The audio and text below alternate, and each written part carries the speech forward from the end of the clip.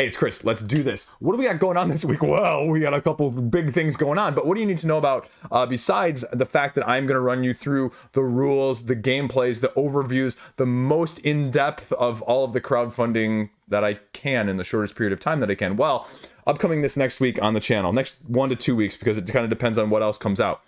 Multiple big name reviews. Right? Multiple big name reviews. I'm going to have Etherfields. I'm going to have Trudvang Legends. I'm going to have Simon's other animation collection, the Scooby-Doo game. Right? 3 massive name games. I'm going to tell you what you need to know about them. Now, I haven't filmed any of them yet. So if you have any particular questions about any of them that you want to see, that you have concerns about, that you have questions about, let me know in the comment section down below, and I will include that in the video. I want to make reviews of these games that you guys want to know about. That being said, let's do this. What do you need to know this week on crowdfunding? Boom shakalaka. I went there. Let's do this. Nothing like redoing it all from scratch, because I just spent the last half an hour talking without you being able to see the screen. Right? Isn't that awesome? Anyway, a great couple rants on these. So let's go back. Dune War for Arrakis. We're starting right here.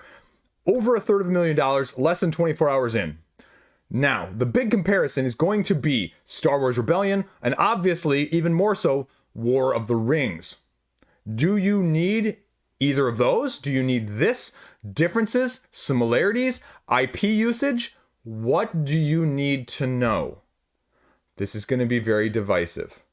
It's on Tabletopia. There's one Tabletopia game playthrough from Quackalope. That's it. The rulebook is out there. Let me break down this page because there's some very, very interesting things that you need to know. This is mainly a 2-player game. It plays up to 4 because the Atreides and the Harkonnen, because now I know those names because I spent half an hour talking about it already, even though I may be still mispronouncing them. 1 versus 1. Now they each are going to be controlling semi 2-ish factions that are working together but not necessarily equal, and those can be split into the 2 versus 2 if you will. And that's what this is bringing. Slightly potentially shorter playing time, but I wouldn't bank on that or guarantee that either. Harkonnen. Harkonnen is controlling the spice, harvesting the spice, appeasing the 3 groups that are basically buying the spice from them, and squashing the rebellion of the Atreides at the same time, along, with the Freemen and that sort of thing. Atreides, on the other hand, is the rebellion, to use the Star Wars, they are the light side. They are the hobbits, if you will. And they're going to be doing exactly what you would think of a slash and run, burn, secret tactics, difference in terms of scoring endgame conditions.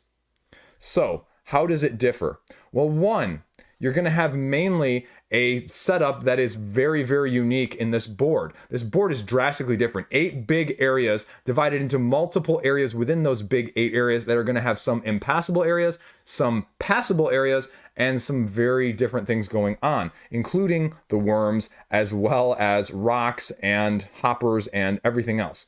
So, why I'm focusing right here on this picture, because this picture gives you a little bit more of the detail of the 2 different paths. You have the prescient points on the Atreides side, and you have the supremacy points on the Harkonnen side. The Harkonnen side just needs to basically destroy 10 bases of the Atreides. Their spawn points, I think, is kind of the closest thing I can relate it to. So that's what they're doing. You can see on the Atreides side that there are several different icons as well as markers on this side, because the prescient points, there's going to be a secret objective. There are also going to be 3 prescient cards face up each round of public objectives that they're going to be trying to achieve as well. So if they don't achieve them, they can destroy them or get rid of them and put out new ones in the next round in order to maybe make it a little easier, a little different.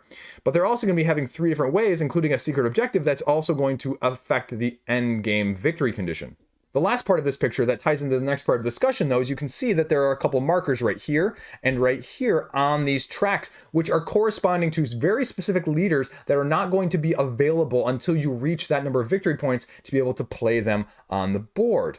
Now, why am I talking about that? Because you have leaders that are going to be giving you variable asymmetric abilities or twists on the actions that are going to be present on your personal faction action board, because although they're going to be in general say the same type of actions, there's going to be a twist, there's going to be an asymmetry between even the same move type actions. For example, if you're the Atreides, you have a way to skate or skirt very quickly along the board. You can ride the sandworm junctions, the sandworm tokens, essentially across the board.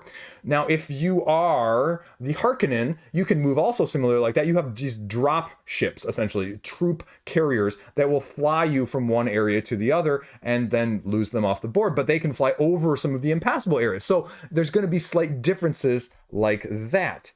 The leaders, though, the leaders are going to be also asymmetric, and this is going to tie into the possible futures stuff down below, which is what they're calling the Kickstarter exclusive box, or the stretch goal box, if you will.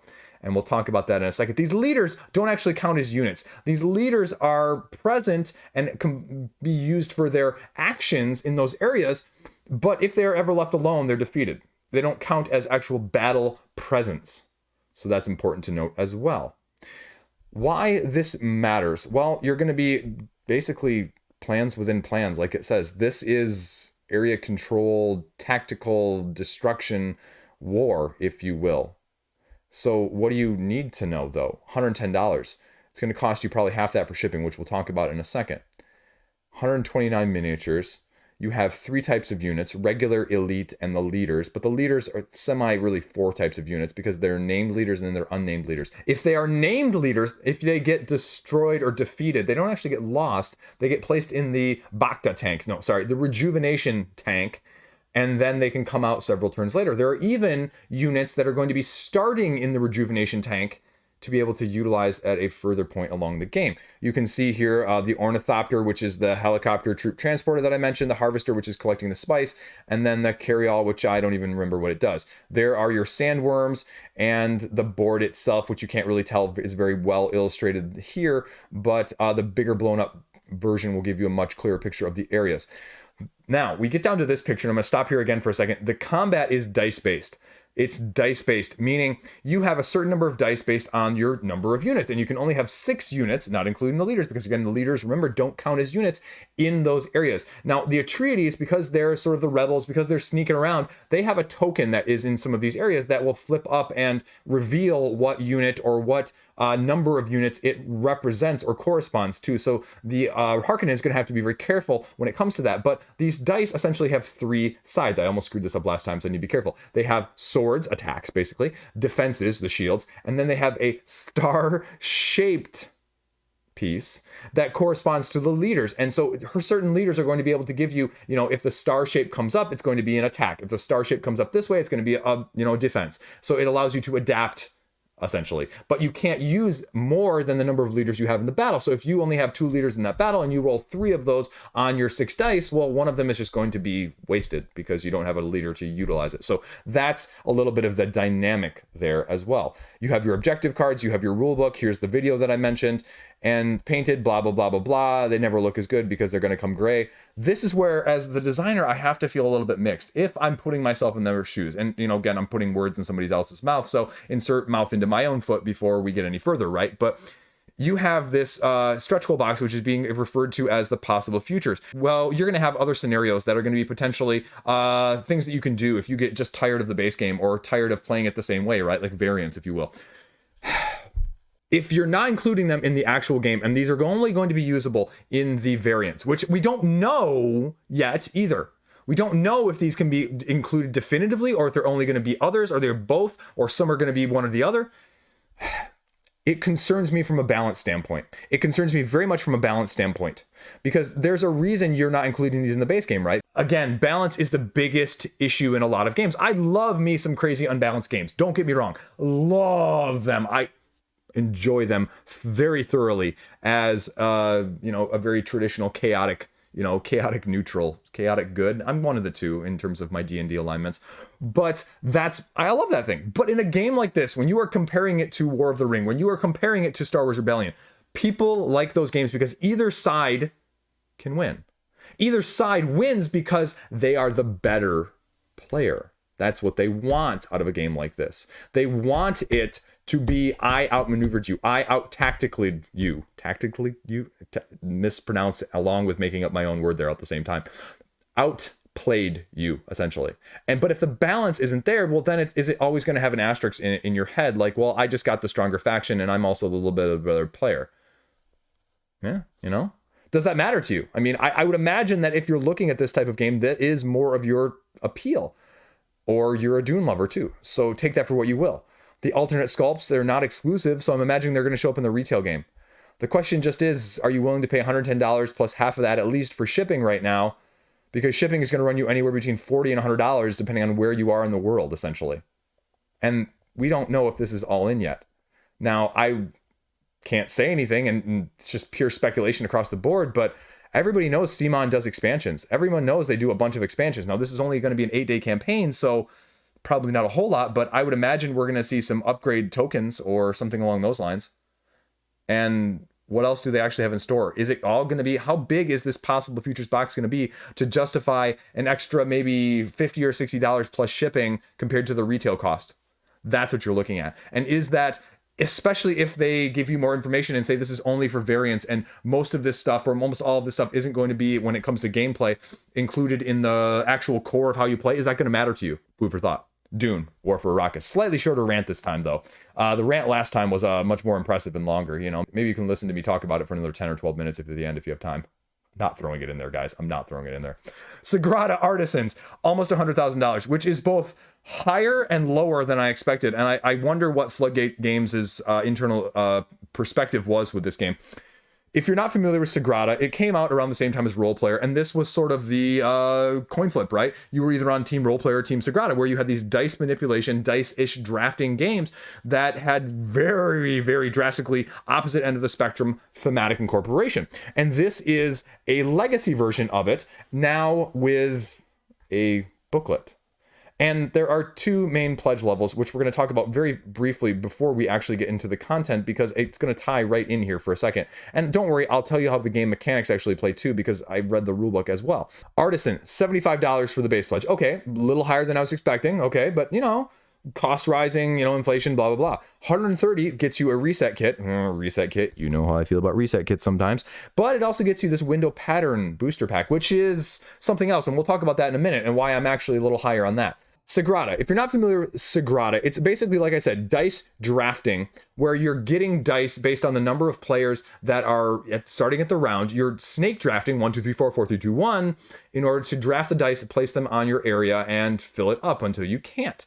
And if you screw up any of the orientations or the numbers or the colors, you lose a point because it's considered a broken window. We'll talk about that more in a second. Why is the price point, though, $75? Okay, you go, okay, player journals, great. Dice, bigger dice, okay, makes sense. Oh, story deck, 100 cards plus in the main box of things you're going to be going through. Okay, oh yeah.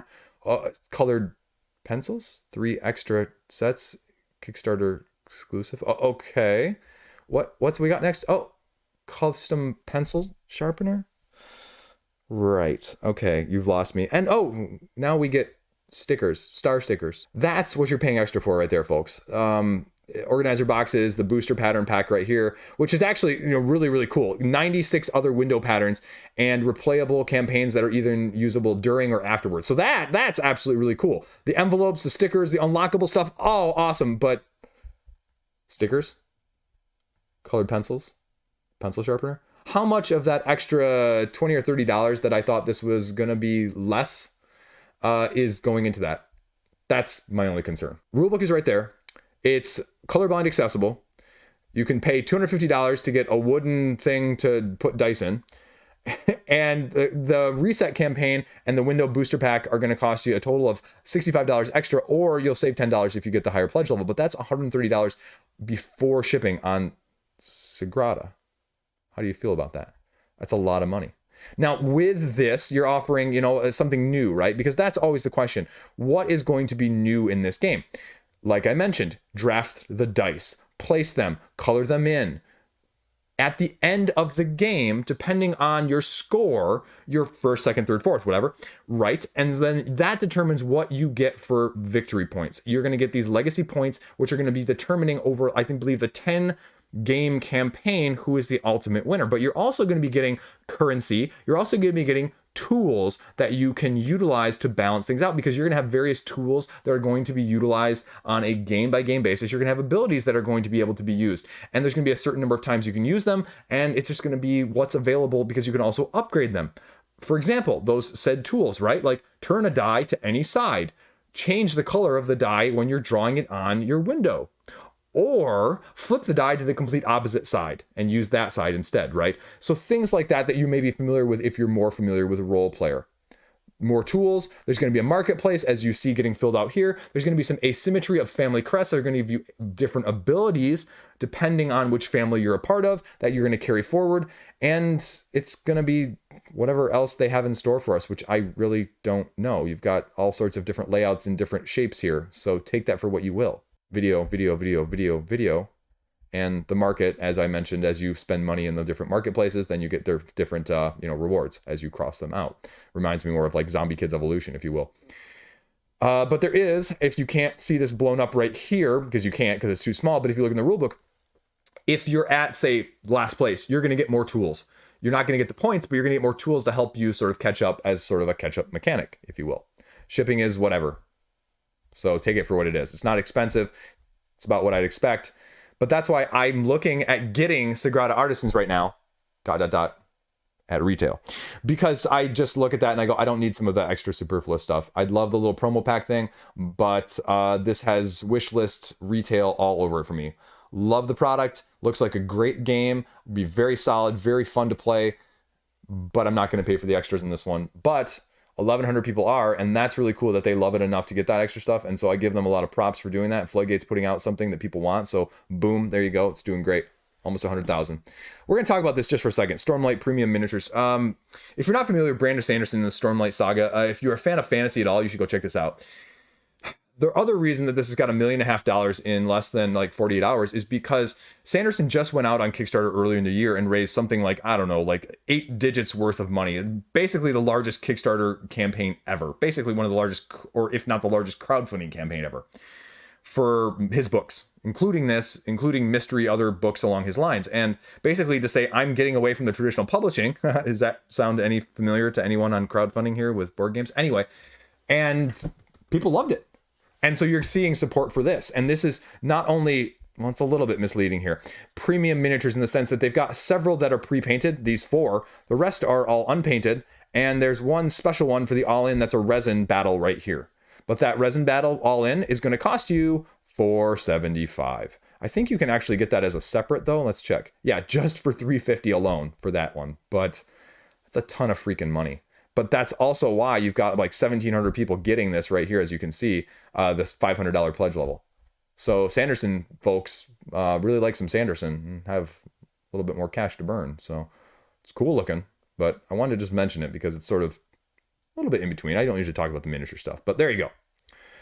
Necromolds, Call to Arms, expansion, reprint, $250,000 because just like Stormlight Miniatures, the price point is much higher than I expected. And you'll see that because I forgot to scroll back up when I did this video earlier. $275 for the everything. $275 for the everything. It's $100 just to get all the new stuff here, which is 2 new monster packs, the expansion, and a couple other sets that go along with it, including the stretch goals. The base game alone is only $60, so take that for what you will. What is this game, though? This reminds me of Token Terrorist, but it's completely different because it's more of like a war game skirmish without the hex-based grid. Token Terrorist was very similar in the sense you have asymmetric abilities and different characters that are going to have ranged and melee attacks, but you're using and building them out of clay, and you only have so much clay, and that determines how many units you can make. Is just when you run out of clay, you can't make any more units, and you have asymmetric units that you're just putting in these little folding boxes to make them, right, like Play-Doh.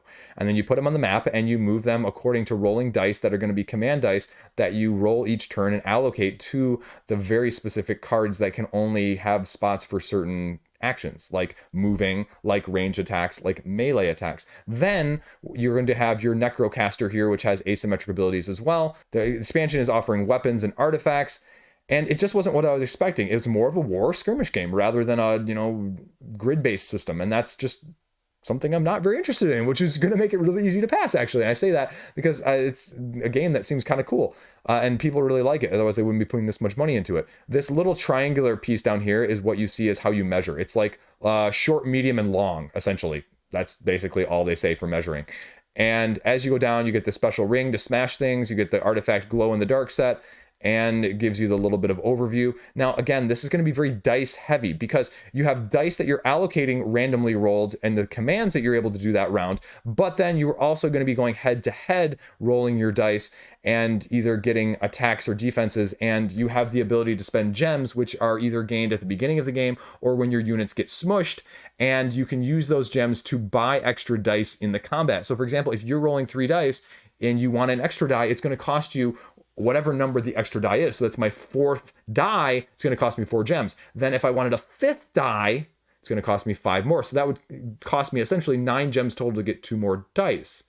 And then if I win though, your guy gets smashed and it's just last one standing.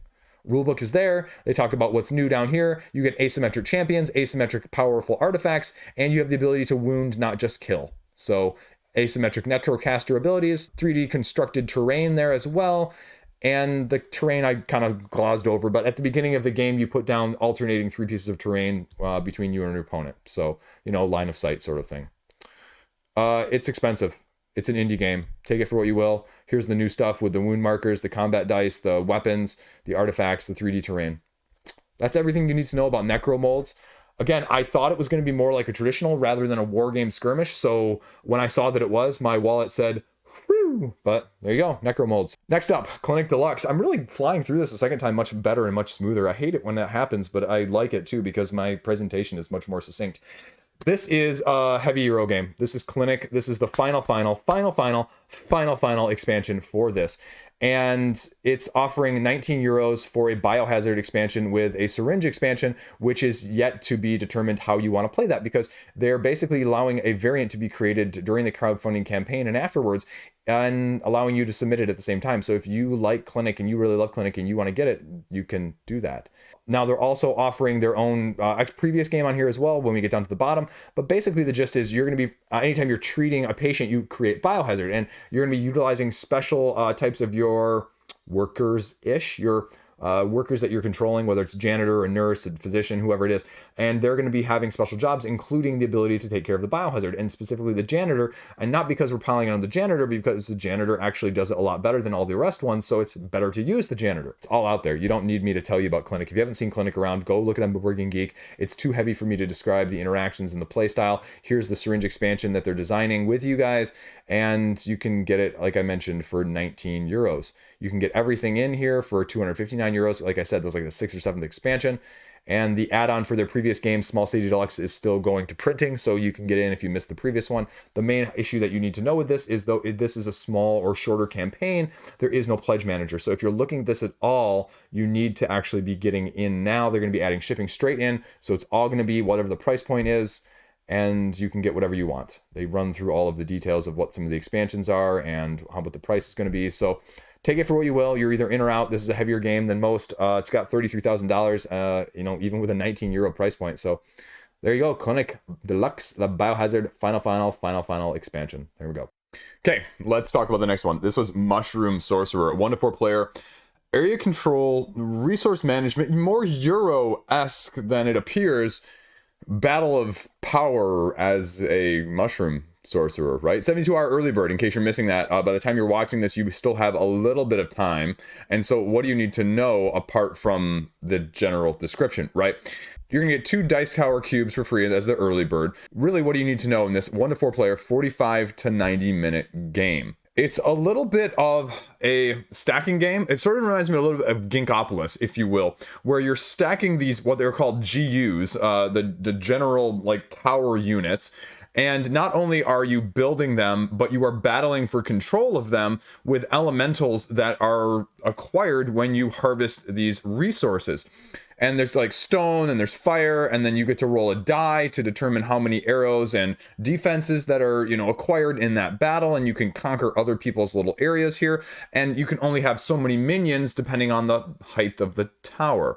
So that's a general gist of what the vibe is, but essentially what you're doing is you're playing over multiple rounds, each round having 4 turns, essentially, where you have an upkeep phase, and then you have a main phase where you're taking one of several different actions here. When we pull up the rulebook here, you can see the 4 different, well, 5 really, but the moon is a little bit of a exceptional situation, because if you go for moon points, then it changes the whole dynamic of the game. You're going for like 30 points total, I believe, if I'm not confusing rulebooks at this point. But what happens is if you go for these moon points are then the only thing you can win by. So you need to be aware of that. You have the different platforms with the different shrines that are going to be gathering, if you can see close up, each symbol, which is representing a different resource on each of these platforms. Then you're going to be having scrolls that you will be able to buy as one of the actions. And there are a couple different types of scrolls here. Summoning scrolls, building scrolls, that's what the GU scrolls are. Then the servant scrolls and the war spell. War spell obviously is that. Servant spell, you're summoning servants to do your bidding. And a summoning spell, which is actually going to be taking a variety of different approaches, but the majority of the summoning spells are one-time use only. So unlike the other ones are going to be multi-use, again, how do you differentiate? How do you prioritize? Potions are also going to be played in sequential order, because you have 4 different potion types that you're going to be playing here. And on a single round, you will have 4 turns, like I mentioned. And so every time you are playing a potion. And so to keep track, you have to play a different potion each time. So you stack them on top of each other so you can see whichever one is on top is the one that's active for that whole round. We go down here, you can see the table set up there, and then the game flow here of how it actually goes, because you have the twilight phase, the night phase, and then the daybreak phase, day phase, whatever it is. Using your potion, like I mentioned, the night phase where you're taking the majority of your actions, where you're either getting spells, growing, building those buildings, elemental summoning, or waging war. Those are your 4 main actions that you can take on a turn-by-turn basis. Now you have side things that you can do. You can slide across from a higher tower to a lower tower for free. You can cast other spells for free, but those are the unlimited actions, and they run through them here. Okay, I can study 2 spells. I can get 2 of these spells, but you can only learn 6 spells in total. So of all of the 20 or 30 spells, that's how you're going to also have to be careful. The growing, where you can grow a certain tower based on the certain amount of resources, is based on the height. And then you have a little bit of the growing, the moon phase there that they break down. That's different. They give a whole separate explanation, because it's that different of how you're going to go there. Elemental summoning, because as you summon these elements, you go up on an influence track. When you get to a certain point on the influence track, you're going to start to acquire bonuses, not only immediate bonuses, but also potential bonuses when you gather your resources every single round. War waging, they talk about the attack, the defense here. They give some good examples. The daybreak phase, where you're getting those gains that I just mentioned, repeating, and the game end right there, where either somebody has 30 influence, so I didn't screw that up, or you have enough moon blessing, because those 2 are different things. Spell library, again, they run you through all of the different spells here, so you can see that there are plenty of spells, plenty of different potions. There's some asymmetry between all of the potions, as you are asymmetric sorcerers. So there you go. I mean, that's Mushroom Sorcerer in a nutshell. The question, though, is, as a non-North American company, is it going to be available widely at retail? Are you going to be able to get it secondary? And the answer to that is most likely not. So if you're looking for something area control, resource management, spell-esque, adjacent with a little bit of tower height, this is doing a combination of several other different games, but I don't think of anyone in particular offhand that is exactly like this either. The higher pledge level, $82, is going to get you the expansion, and I would argue that this isn't one that you're going to be able to get elsewhere very easily. So the best thing that I can recommend is actually probably checking out one of these videos and seeing if the game flow is appropriate for what you enjoy, because the rulebook isn't give the best flow. I no criticism of the rulebook. I mean, in the sense that of all the rulebooks I read this week, you can sort of sometimes gather what the flow, how it's going to actually play out, and other times you really need to see it in person. I think this is one of those where you need to see it as opposed to just reading it, coming from me at least. But it's doing something kind of cool. They're doing really well, actually, for a game that's kind of come out of nowhere and didn't have a whole lot of hype. And, again, not a whole lot of English-speaking videos. So $35,000, almost 300% of the funding goal. Mushroom Sorcerer, there you go. Now we're going to go to the other sleeper hit of the week. And this is Factions of Soul, which is only 125% funded right now. But don't let that fool you. This is a very interesting game. This is probably the most interesting game of the ones that I wasn't expecting to, hear a lot about, aside from Dune, aside from Sagrada, right? This is Factions of Soul. and this billionaire is dying, and you're trying to impress him, and you are one of 8, plus or minus a few extras, depending if you get the expansion, depending if they hit a few more stretch goals, potentially up to 10 right now with the stretch goals, asymmetric factions that are going to have asymmetric abilities as you explore in more of a Euro strategic manner the solar system. And it's because as you explore the solar system, you have this circular board, which you are going to be navigating through the use of energy cubes in order to get to different planets as they actually rotate around the board on a round by round basis, trying to get to them to do various actions, resources, explorations, and everything in between. For example, like Mercury, right? You always have to be able to get back to Mercury to recharge your ship, because that's where the action that fills your ship back up happens. But in order to get there, you're going to have to spend cubes as you go along, and the more cubes that are already in the space, the more cubes you're going to have to spend, because there's more junk in your way, thematically incorporating the mechanic in that manner.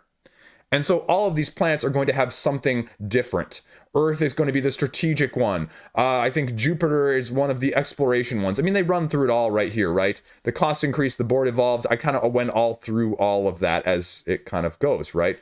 And you choose your faction, you get a little bit of exploration, they break down what the planets are all here, you pick up explorers at Venus, like I said, the game-changing events that you either get to yay or nay, essentially on, in terms of Earth. Mars is where you're going to get upgrades for your ship. There's asteroid belt where you're going to be getting resources. Jupiter, this is what the warning says, well, basically you need to spend more energy as you travel through these areas.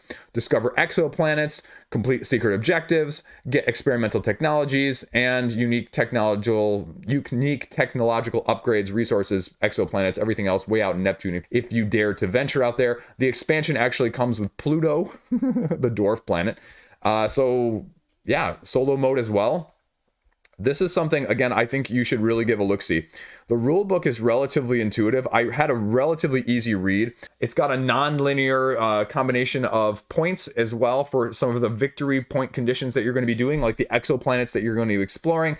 And it runs through, again, the tech, the secret objectives, how you're going to be doing all of these things.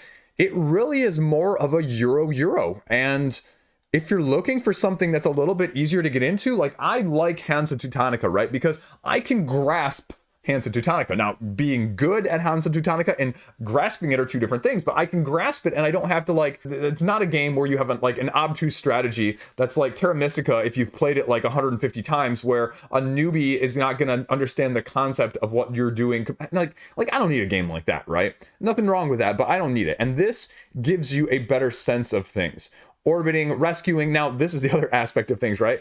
If you get rescued, you can be teleported back to Mercury, as I mentioned, but you lose 20 victory points when you do. Basically, you get stranded because you have no energy to go anywhere, and there's no place to recharge. So this is not going to handhold you the whole way either. So take it for what you will.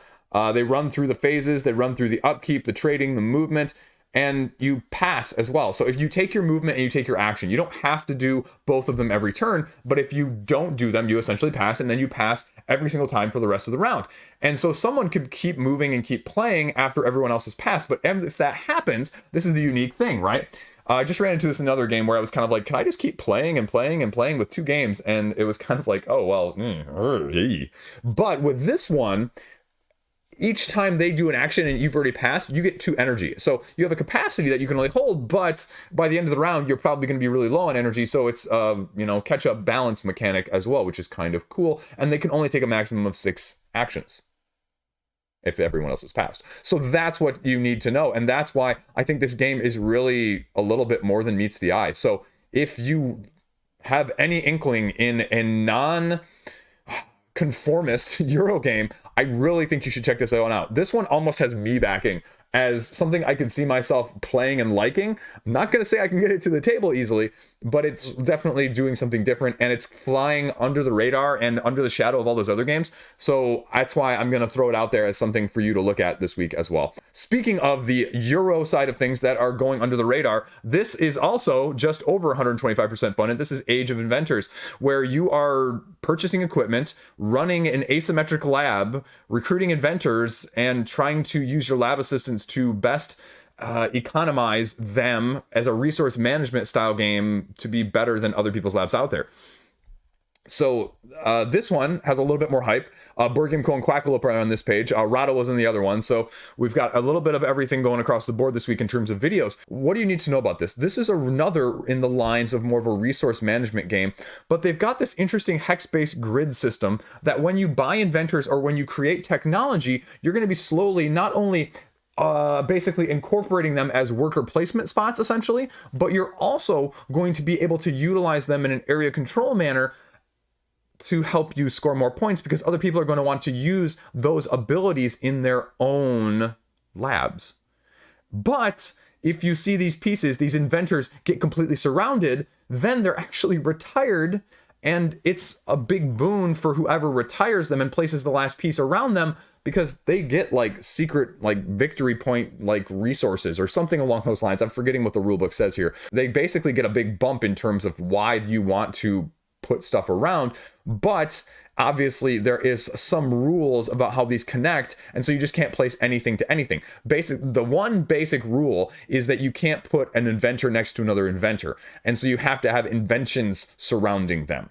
So that sort of mitigates it. You have an initiative order that's going to be ever changing. You have an action system that, again, is going to be rather limited in terms of what you're actually doing, but is opening up a variety of ways to do it, if that makes sense. Because what you have are you have lab assistants and you have switches. Lab assistants are your quintessential workers, where you're going to be going out, placing them, getting resources, placing them, taking other actions via their, placement. On a turn-by-turn basis, when we hop back over the rules here, you're going to be drawing an event card, which basically changes the events or the rules that are going on in every single round. You're drafting equipment and buying them, with the whole sliding over as things get cheaper further on that board. And then you start assigning your lab equipment or your lab assistant to lab equipment, benefiting via whatever mechanism is present in order to convert resources into whatever you need. The switches then that I mentioned are going from left to right, and they say very clearly that the switches are the most important thing or element that you have on a turn-by-turn, round-by-round basis. Why is that? Because that's where you're going to be getting the said inventors and the inventions in the first place. That's the mechanism that's going to allow you to do that. Put it on the board, like I mentioned, but actually not right away, because especially with the inventors, they get put along the side and then they get put on the board shortly after. It's not just a bam bam right away. And then they run through what all the invention abilities are. And this is a fair amount right here in this rule book of things that are going to be able to be taken. So this is a little bit more of a complex step up, I would say, than Factions of Soul, but it's very similar in the essence of what it is bringing to the table in more of a Euro style mechanism. As you go along, there are also going to be 3 tracks that you'll be slowly, gradually moving up. This is representing humanity's achievements in the industrial, economic, and academic tracks.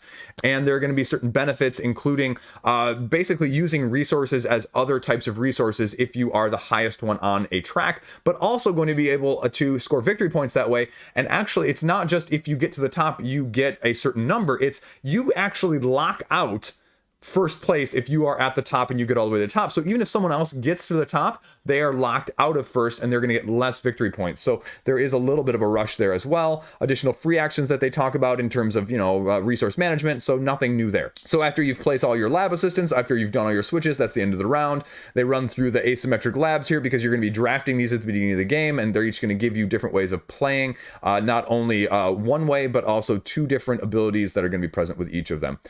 So that's Age of Inventors, and that's what you need to know right now. Core pledge, the deluxe pledge as well. I think it's wooden components and some stretch goals as they start to hit it here. You can see a little bit of resources that are going to be upgraded. So that's just the question. And this is another small Euro indie game. And how do you feel about that? How do you feel about pledging for that? Because, as you see here, Meeple Pug, first game created.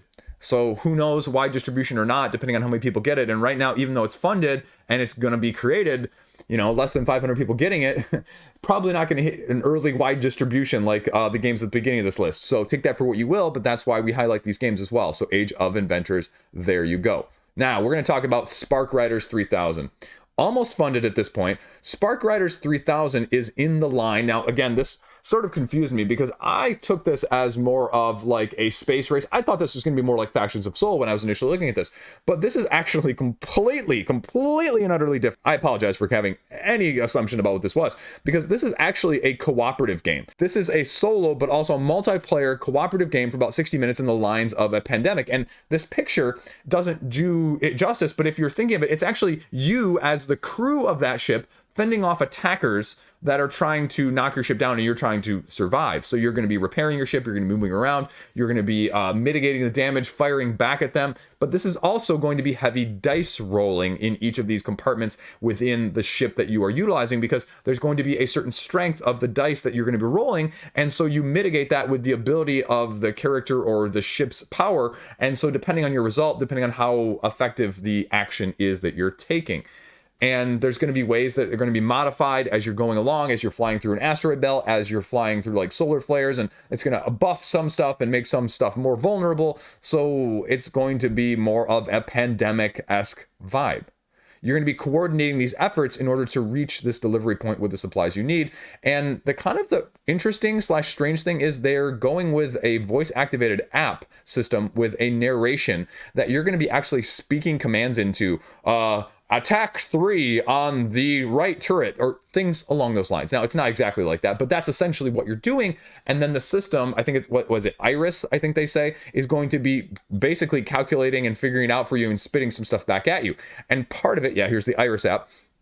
With these 10 different scenarios that you're going to be running through, the beginning of the round is telling you, okay, well, how far did you go? What speed are you in? How are you piloting, essentially? Are you in the offensive maneuvering? Are you in the defensive maneuvering? If you're in the asteroid belt, well, we're going to have a hard time avoiding the asteroids if you don't put or allocate a person to the pilot. And you can only move in the game up to 3 cabin spaces. So you have to plan out accordingly, like who's where and who has what attributes and how that's going to work.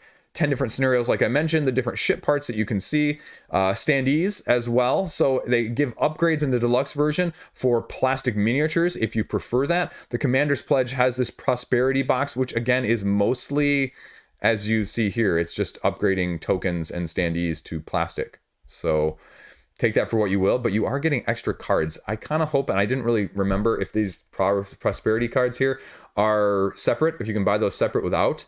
Because all the super deluxe is that it's a dice tray and a playmat and upgraded dice. Now I know you can buy the dice separately, be in the game if you want to pay $500. So prosperity box itself is just $20.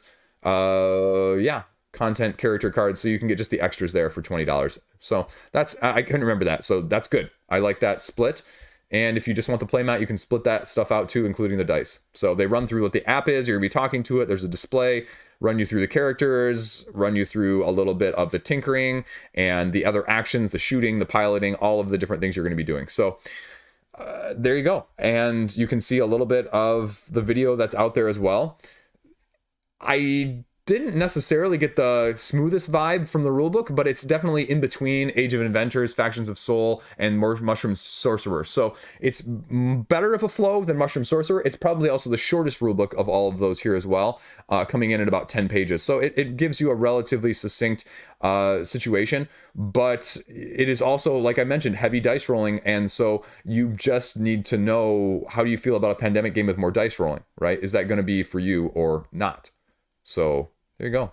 That's everything you need to know in a nutshell for, if I can get to the top here, Spark Riders 3000. Check it out. Next up, Valroc, Win the Wizard Tournament. This is a relaunch, and this is a third of the way done, but we'll see where it kind of ends up. This is cooperative and competitive, and this is a wizard placement game where you have 2 big phases of your wizarding scenarios, if you will. So when we pull up the rule book here, you can kind of see a little bit of what the gameplay is in Valroc if we just skip right to the rules here, because it's going to give you a better synopsis than the page right now. So you have 2 main phases where you're going to be drafting cards. Essentially, you're going to have 3 different types of cards that you're going to be ending up with. Tameable cards, wild cards, and mythical cards. You have to end up with 6 of the 9 cards as you draft them at the end. So you get all these 9 cards through a drafting scenario, and then you take all of those 9 cards, you choose 6 of them, one of them being mythical. And at the end of that, then you get these SP points, which based on the elements of the creatures, then those are going to be what you're going to be allocating in the next phase. Now, the tournament phase is where you're going to be trying to either defeat or tame said creatures that you just chose. Now, how you do this is through planning and actions. Planning, meaning you have these 4 characters that you're going to be putting down, and you have 4 different ones that you're going to be using, 4 different pawns: the wizard, the assistant, the mercenary, and or the monk. And each of them are going to have very specific roles and very specific pluses and minuses. Like, for example, one of the 9 places that you can go, the Dark Town, the wizard can never go there. Wizard doesn't get his hands dirty, metaphorically speaking. And so you can see the magic fountain, the tavern, the cavern, the training area, the sanctuary, the university, the arena. And so they run you through what each of those areas are going to go and how they're going to be able to interact and what going there does for you. And there's 2 player rules, though, you need to be aware of that are different than the individual competitive rules as well as the solo rules. Then you have the maintenance phase, which is just basically what it says. Then you go to the offering phase, which essentially is blind bidding in your hand, showing how many pieces you bid. The person who bids the highest gets the blessing.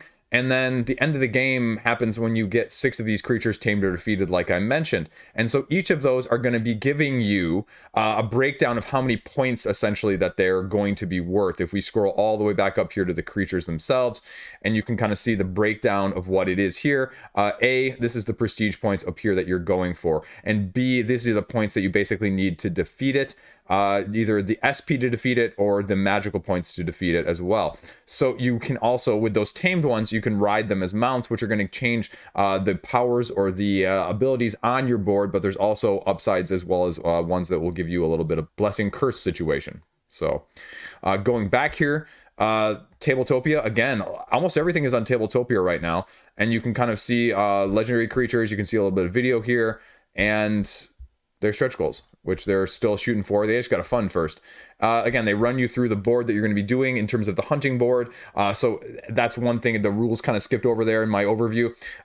You have a judge that's going to be assigning elements, and according to the board, you're going to be able to get better influence or better alignment, essentially, basically, if you are hunting the right types of creatures in the right round. So here are the 4 different characters that you're going to be placing that I mentioned, and runs you through the 8 areas that I talked about there. So that is Valroc. Let's see, $46, Deluxe 63 with metal coins, unique number, and tiles, and a cloth bag. So, oh, also expansion as well. Yeah, Valroc. Give it a shout out, give it a look-see if that sounds interesting to you in a wizard dueling, creature taming sort of way. There you go. That's it. That's the roundup. A little shorter than I thought this week. I was expecting actually more things to launch, but hey, means I have less to do in terms of editing and learning rulebooks. And let me tell you, whew, a lot of rulebooks today. I'm working on a couple bigger rulebooks right now as well. I got 2 new games that I didn't mention at the beginning of the video that I'm reading through. So you know me, I'm reading through like 10 rulebooks a week right now at least. Probably only like 1 or 2, maybe 3 or 4, depending. It was a busy week. Personally, but usually like 10 plus rule books for this crowdfunding roundup, so it's nice to have a few less. That's all I got though. Tomorrow is going to be an interesting week. We're talking about the 20th. The 20th is a little bit of a lesser week. I've got one on my radar as well already, Daybreak, the other Pandemic-esque style game from the creator of Pandemic, but I don't really know a whole lot. I haven't really looked at the list recently to know what else is going to be on tomorrow's video because I haven't filmed it yet, so we'll see. We'll see when that happens. And then we'll see what happens with the rest of the weekend as well. Yeah. Interesting week. Interesting time playing a few games. Got a few interesting thoughts on. I can't stop saying the word interesting, apparently. That's all I got. I'm done. Clearly, when I'm just repeating myself in the words, I have nothing better to talk about. So peace out. Have a great day. Stay classy. See you around.